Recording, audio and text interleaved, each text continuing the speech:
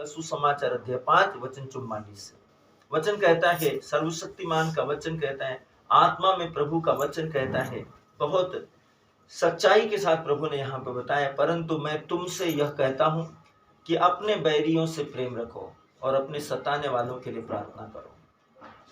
अपने बैरियों से प्रेम रखो और अपने सताने वालों के लिए प्रार्थना करो।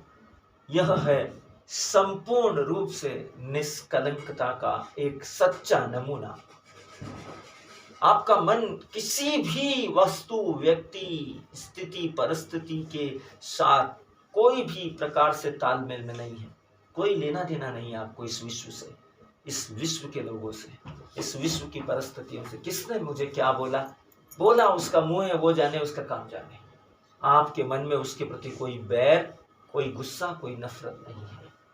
प्रभु यही चाहता है कि उसके लोग ऐसे ही हो, क्योंकि ऐसे ही लोग रैप्चर में उठाए जाएंगे।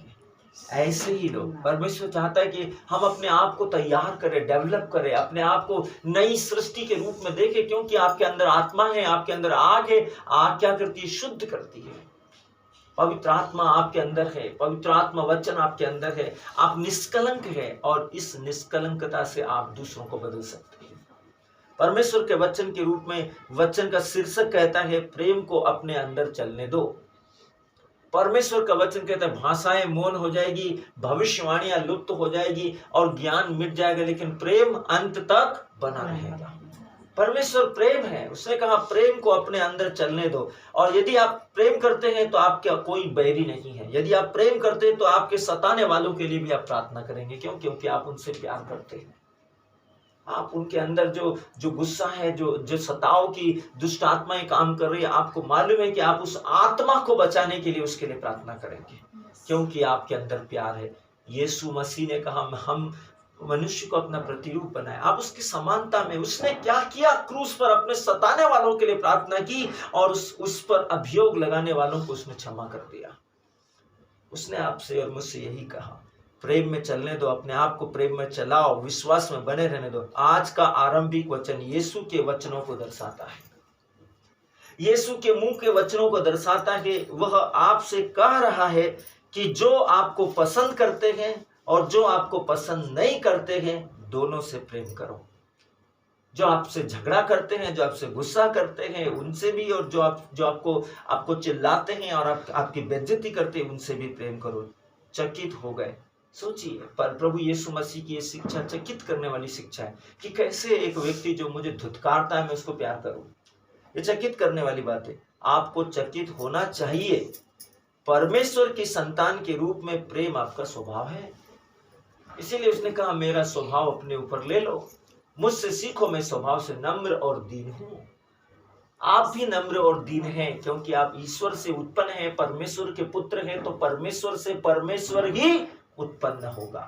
जो उसका स्वभाव है वही आपका स्वभाव है। इसमें चकित मत हो जाइए। परमेश्वर की संतान के रूप में प्रेम आपका स्वभाव है। ऐसा कोई व्यक्ति नहीं होना चाहिए जिससे आप प्रेम नहीं कर सकते। परमेश्वर का वचन कहता है, याद रखो, परमेश्वर ने विश्व के हर एक पर अपना प्रेम उंडेला, चाहे वह उसके योग्य थे या नहीं थे।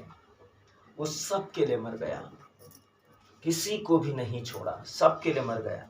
वह हम सब से प्रेम करता है। इससे अंतर नहीं पड़ता कि हम कितने अलग हैं, हम इस विश्व में कितने धर्मी हैं, कितने विश्वासी हैं, कितने अविश्वासी हैं, कितने अधर्मी हैं। इससे अंतर नहीं पड़ता। उसने हम पर अपने प्रेम को प्रकट किया। वह आपसे यही करने के लिए कह रहा है कि आप सब भी वही करें जो उसने इस विश्व में किया, इस विश्व के लोगों के साथ। आज जो कुछ आप करते हैं, जो शब्द आप बोलते हैं और आपके काम भी, होने दो कि इससे परमेश्वर के प्रेम में आपको चलाए, परमेश्वर के प्रेम में आपके काम आपको चलाए, आपके शब्द आपको चलाए, आपकी युक्तियां आपको चलाए परमेश्वर के प्रेम में। निरंतर निरंतर निरंतर परमेश्वर के प्रेम में बने रहिए। परमेश्वर का वचन कहता है कि हर बार परमेश्वर पिता को धन्यवाद दीजिए, मुझे आपके वचन के द्वारा प्रेम का मार्ग दिखाने के लिए। जो मैंने सीखा है आपके स्वभाव से, मैं आज इस्तेमाल करता हूँ यीशु मसीह के नाम में, उस स्वभाव को इस विश्व में सब लोगों के साथ, बात में, सोच में, व्यवहार में, बिहेवियर में, समझ में, हर वस्तु में। मैं प्रेम से उत्पन्न हूं, इसलिए मैं प्रेम के साथ सहभागिता करता हूं। आत्मा में हमेशा परमेश्वर के साथ विश्वास में सहभागिता कीजिए, सत्यनिष्ठा के साथ सहभागिता कीजिए। आप परमेश्वर से उत्पन्न हैं, ईश्वर का सबसे सर्वश्रेष्ठ प्रोडक्ट है आप। परमेश्वर ने इस विश्व में जो गरिमा, जो महिमा, जो सत्यनिष्ठा स्वर्गदूतों को भी नहीं दी है, जो अधिकार, जो आदेश, जो जो जो सम्मान स्वर्गदूतों को नहीं मिला है, वो आपके पास है। प्रभु परमेश्वर को अपने अंदर रखने का अधिकार, परमेश्वर की उपस्थिति होने का अधिकार, परमेश्वर की उपस्थिति में चलने का अधिकार। वे परमेश्वर की उपस्थिति में खड़े रहते हैं, लेकिन आप उसमें चलते हैं। सोचिए, स्वर्गदूत परमेश्वर की उपस्थिति में खड़े होकर परमेश्वर की आराधना करते हैं, लेकिन वो परमेश्वर जिसकी उपस्थिति में महामही स्वर्गदूत खड़े रहते हैं, वह परमेश्वर आपके अंदर रहता है। ये सम्मान स्वर्गदूतों के पास में भी नहीं है, आपके अंदर है, आपके जीवन में है। परमेश्वर चाहता है कि इस निष्कलंकता में कलीसिया उठाई जाए, इस निष्कलंकता में कलीसिया स्वर्ग में बादलों पर आकाश के तारागणों से भी अधिक चमके, ताकि जब स्वर्ग में आप उठाए जाए तो स्वर्ग महिमा के प्रकाश से इतना आलोकित हो कि स्वर्गदूतों की सेना, स्वर्गदूतों की महासेना, स्वर्गदूतों की एक बड़ी भीड़, एक विशाल भीड़ देखकर आश्चर्यचकित हो जाए परमेश्वर के पुत्रों की महिमा को देखकर। परमेश्वर चाहता है कि आपके अंदर वो धार्मिकता, वो सत्यनिष्ठा, वो पवित्रता जो ठीक यीशु मसीह के अंदर है, वो आपके अंदर दिखाई दे। इसलिए उसने कहा कि जैसा मैं हूं वैसे तुम भी हो इस विश्व में। सोचिए, जैसा वो है स्वर्ग में, वैसे हम हैं परमेश्वर के प्रतिनिधि के रूप में इस विश्व में। उसने हमें सारे अधिकार दिए हैं जो उसके हैं, जो स्वर्ग में उसके हैं, वो अधिकार पृथ्वी पर हमारे हैं, हमारे पास है।